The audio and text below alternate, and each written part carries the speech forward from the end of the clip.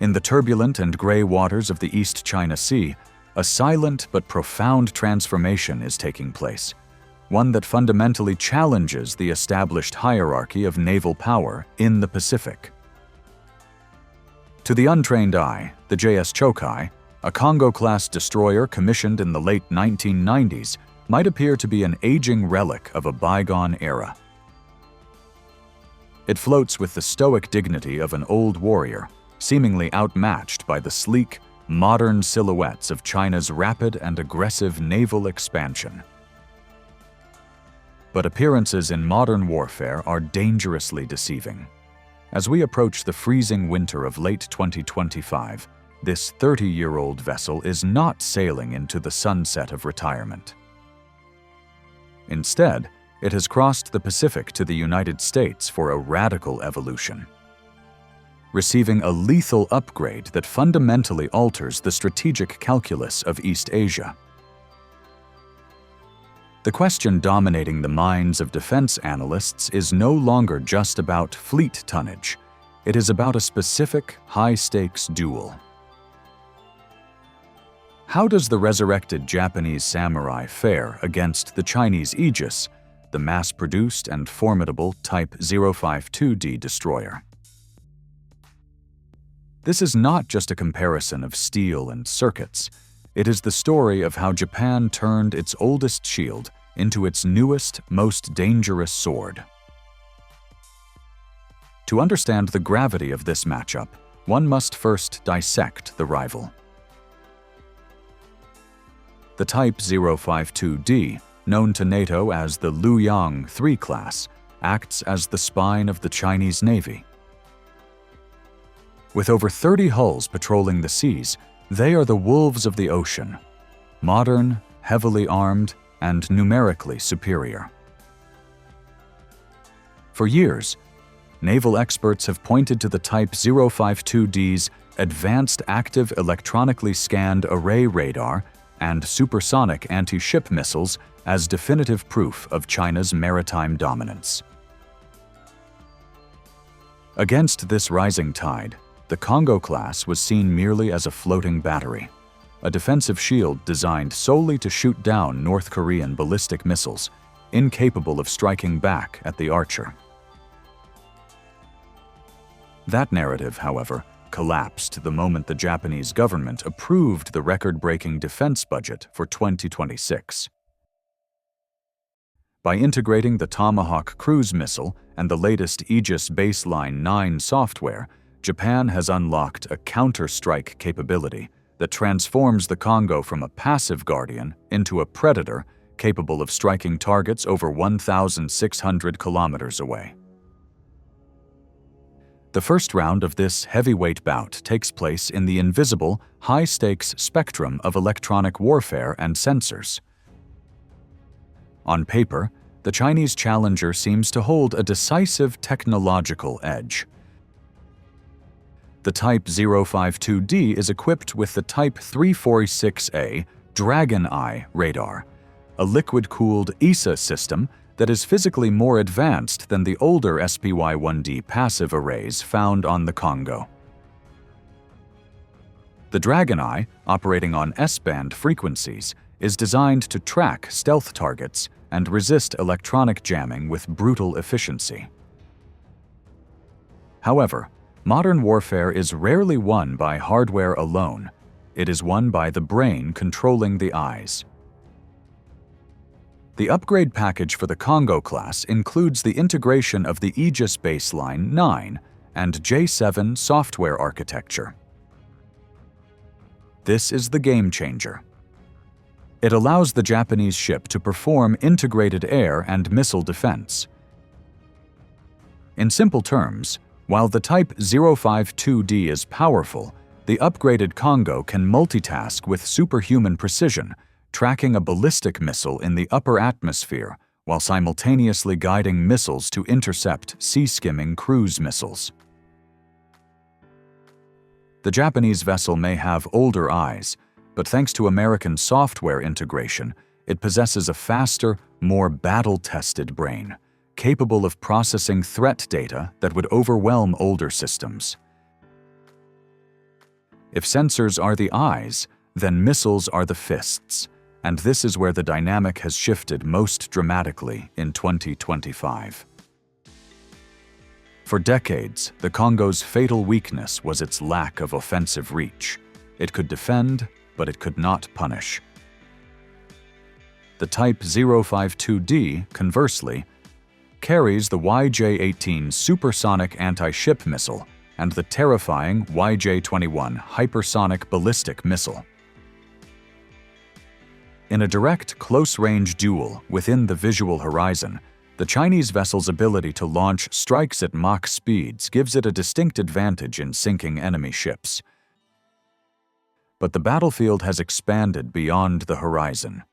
With the integration of the Tomahawk Block V, the JS Chōkai can now threaten land-based command centers, airfields, and missile batteries deep within enemy territory.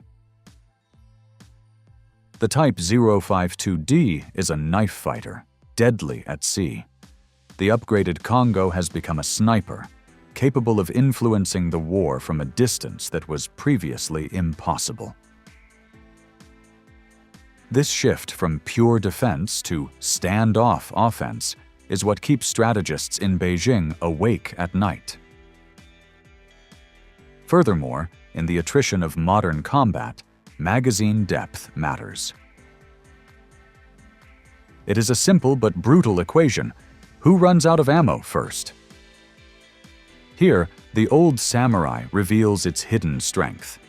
The Kongō-class boasts a massive capacity of 90 vertical launch system cells. In contrast, the Type 052D carries only 64. That is a difference of nearly 30%. In a saturation attack scenario, where dozens of suicide drones and missiles fill the sky, those extra 26 interceptors on the Japanese ship could mean the difference between survival and sinking. Moreover, the Kongo's primary weapon, the SM-3 Block II, is a marvel of engineering capable of intercepting intercontinental ballistic missiles in the exo-atmospheric layer of space, a feat of altitude and kinetic precision that the Chinese HQ-9B system has yet to reliably demonstrate. While the Chinese ship packs a heavier punch against surface vessels, the Japanese ship offers a nearly impenetrable umbrella against the ultimate threat of ballistic bombardment. However, a warship battles not only in the air, but also in the depths below, a domain often overlooked in casual comparisons. This is where the Japanese Maritime Self-Defense Force truly shines. The Kongō-class is equipped with the OQQ-24 hull-mounted sonar and the OQR-2 towed array sonar, systems refined by decades of hunting quiet Soviet and Russian submarines in the deep Pacific trenches. The crew's proficiency in anti-submarine warfare is considered among the best in the world, second only perhaps to the US Navy. The Type 052D, while improving, still relies on variable depth sonars that have seen less operational rigor in diverse oceanic conditions. In a conflict where submarines are the silent killers, the Kongo's superior acoustic ears and veteran ASW crews provide a layer of security that the Chinese vessel struggles to match. Yet, there is a final factor that cannot be measured in spreadsheets or budget reports: the human element and network integration. The JMSDF has been operating the Aegis system for over 30 years. Their crews are masters of their craft, drilled to perfection in damage control, a legacy of resilience inherited from World War II. If a Kongō-class destroyer takes a hit, the crew's ability to save the ship is legendary. Additionally, the upgraded Kongo is now fully integrated into the Naval Integrated Fire Control Counter-Air Network. This allows the ship to launch missiles at targets it cannot even see, guided by data from F-35 fighter jets or E-2D Hawkeye aircraft operating hundreds of miles away. The Type 052D operates within a growing Chinese data link, but the level of seamless interoperability between Japanese and American assets provides a tactical flexibility that is currently unmatched. So, who claims victory in this clash of titans? If the scenario is a chaotic, close-quarters brawl on the open ocean, the Type 052D's supersonic anti-ship missiles make it a terrifying adversary that commands respect. However, naval battles are rarely fought in isolation. As a strategic asset, the upgraded Kongō-class has emerged as the superior platform for the requirements of 2026. It brings a balance of offense and defense that the Type 052D struggles to match.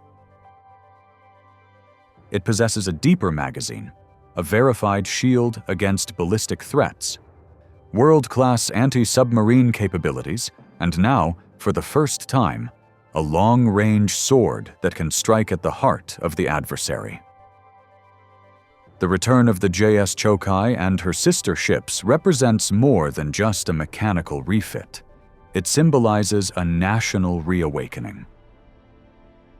Japan has taken a 30-year-old hull and filled it with the spirit of modern warfare. It serves as a stark reminder that in the art of war, newer is not always better. Sometimes, the most dangerous opponent is not the young warrior with the flashy new weapon, but the veteran master who has just sharpened his blade. As the JS Chōkai returns to Sasebo with tomahawks in its cells, the balance of power in the Pacific does not just tilt. It stabilizes under the watchful gaze of a revived guardian. The shield has become a spear, and the silent service of the Maritime Self-Defense Force has spoken louder than any political declaration. The samurai has not just returned, he has evolved.